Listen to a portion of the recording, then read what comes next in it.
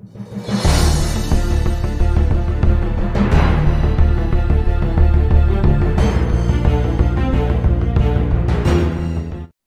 कर्मचाऱ्यांना एनपीएस मध्येच जुनी पेन्शन प्रमाणे लाभ देण्याबाबत समितीची शिफारस, अशी मिळणार नवीन पेन्शन। तर नमस्कार मित्रमैत्रिणींनो, मी आहे तुमचा दोस्त आणि होस्ट मनोहर आणि आपण बघत आहात माझे यूट्यूब चॅनल एज्युकेशनल मनोहर। तर आजच्या व्हिडिओमध्ये मी आपल्यासाठी घेऊन आलोय की नवीन जी आपल्याला जुनी पेन्शन मिळण्याची जी एक आपण आस धरलेली आहोत, तर त्या एनपीएस धारक कर्मचाऱ्यांना एनपीएस मध्येच जुन्या पेन्शन प्रमाणे लाभ देण्याबाबत समितीने शिफारस केलेली आहे आणि या शिफारशीनुसार एनपीएस द्वारेच नवीन जुन्या पेन्शन प्रमाणे मिळणारी पेन्शन कशी असेल ते आजच्या व्हिडिओमध्ये आपण बघणार आहोत। त्यामुळेच हा व्हिडिओ सुरू करण्यापूर्वी हे चॅनल एज्युकेशनल मनोहर यावर आपण नवीन असाल तर हे चॅनल आपण सबस्क्राइब करून घ्या आणि हा व्हिडिओ बघितल्यानंतर सर्व शासकीय कर्मचारी बंधू भगिनींना आपण शेअर करा। चला तर मग याबद्दलची सविस्तर माहिती आता जाणून घेऊया।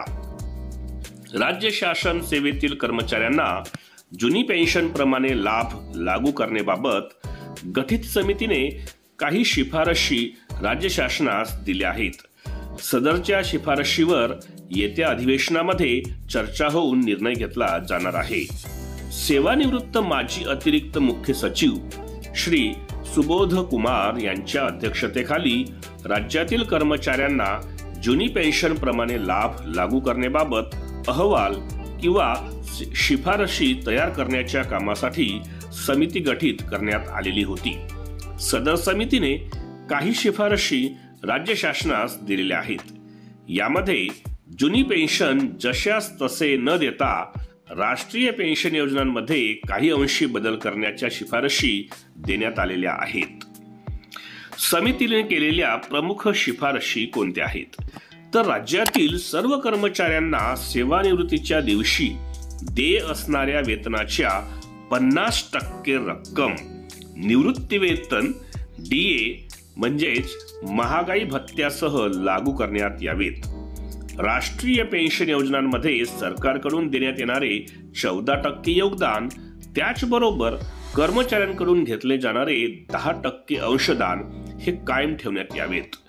तर कर्मचाऱ्यांचे योगदान हे कर्मचाऱ्यांस व्याजासह परत करण्याची तरतूद असावी।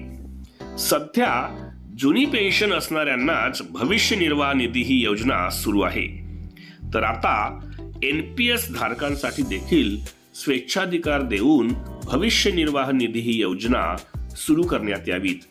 तर कर्मचाऱ्यांचा मृत्यू झाल्यास कर्मचाऱ्यास मृत्यूवेळी मिळणाऱ्या अंतिम वेतनाच्या 60% अथवा कमीत कमी 10,000 एवढे रक्कम कुटुंब निवृत्ती वेतन म्हणून अदा करण्यात यावेत, अशी शिफारस करण्यात आलेली आहे। अर्थसंकल्पांमध्ये निर्णय होण्याबाबत मुख्य सचिवांचे आश्वासन। येत्या अर्थसंकल्पीय अधिवेशनांमध्ये जुन्या पेन्शन बाबत सकारात्मक निर्णय होईल, असे आश्वासन राज्याच्या मुख्यमंत्री यांनी दिलेले होते। या पार्श्वभूमीवर दिनांक 6 फेब्रुवारी 2024 रोजी कर्मचाऱ्यांच्या संघटना प्रमुखांची जुनी पेन्शनच्या विषयावर राज्याचे मुख्य सचिव यांच्या अध्यक्षतेखाली बैठक संपन्न झाली। यामध्ये मुख्य सचिवांनी सांगितले की मुख्यमंत्री यांच्या आश्वासनानुसार येत्या अर्थसंकल्पीय अधिवेशनांमध्ये जुनी पेन्शन बाबत सकारात्मक निर्णय हा घेण्यात येईल। तर एकंदरीत आजची ही जी बातमी आहे, ही बातमी आपल्याला एक प्रकारे आनंद देणारी ठरली असेल अशी मी अपेक्षा करतो। या बातमीद्वारे मी आपल्यासाठी एक आनंदाची बातमी घेऊन आलो होतो की राज्य कर्मचाऱ्यांना जुनी पेन्शन लागू न करता एनपीएस मध्येच जुन्या पेन्शन प्रमाणे काही लाभ देण्याबाबत समितीने शिफारस केलेली होती आणि त्यानुसार आपल्याला मिळणारी जुनी पेन्शन सारखी नवीन पेन्शन कशी असेल हेही मी या व्हिडिओमध्ये सांगण्याचा आपल्याला प्रयत्न केला। आशा करतो हा व्हिडिओ आपल्याला आवडला असेल। व्हिडिओ आपल्याला आवडला तर त्याला एक लाईक आणि जास्तीत जास्त शेअर करायला आपण विसरू नका आणि हे चॅनल एज्युकेशनल मनोहर यावर आपण नवीन असाल तर हे चॅनल आपण सबस्क्राइब करायलाही विसरू नका।